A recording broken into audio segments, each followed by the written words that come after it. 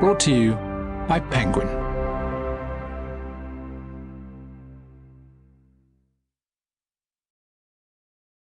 Coming to Find You by Jane Corry. Read by Meg Travers and Olivia Darnley. This book is dedicated to courage, love, human strength, and human frailty. Also, as always, to my family. The night of the murder. 8:25 p.m. The knife rack is on the side. I've always thought it was a dangerous thing to have in the house. An armoury of lethal weapons hiding under the guise of domesticity. But isn't that exactly what a family is like? At least it is with mine. Sharp tongues bedded next to each other, simmering with resentment. "It's all your fault!" someone screams. Everything happens so fast. I snatch the phone, dial 999. But even before I speak, I know it's too late. Nancy. 1. "Have you got somewhere safe to go?" asks the barrister after the verdict, his dark brows knit together with anxiety. Over the last few weeks of the case, I've noticed that this is not uncommon, but right now, the worry lines seem even deeper. Outside the Old Bailey, the crowds are baying for blood. We're in a small room inside the building. The place is like a rabbit warren, with so many stairs and levels that there's no way I could find my way out alone. Somewhere safe to go, too.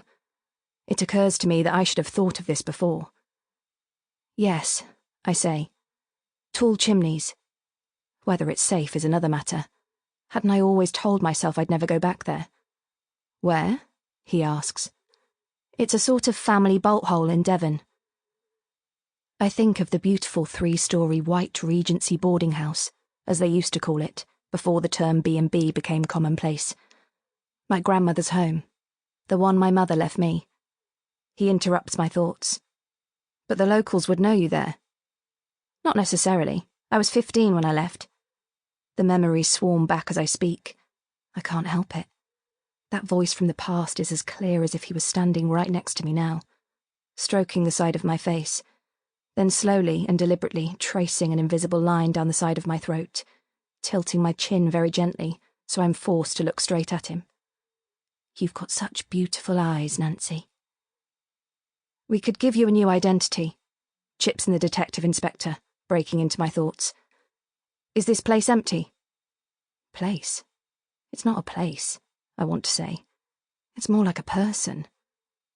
At least that's how I had felt when Mum, Dad and I had packed the car every summer and headed south from London for the 5-hour drive with the dog, our cases, and my father's paints in the back, before Duncan had wrecked our lives. "Yes," I say numbly.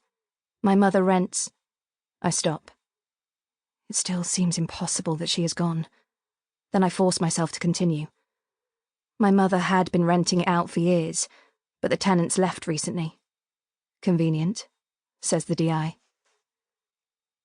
He speaks as though I have engineered it, as if it was I who had been imprisoned for life instead of Martin. Not for the first time. I wish my defence barrister had been a woman. The same goes for the DI. I can't help it. I'm naturally distrustful of men.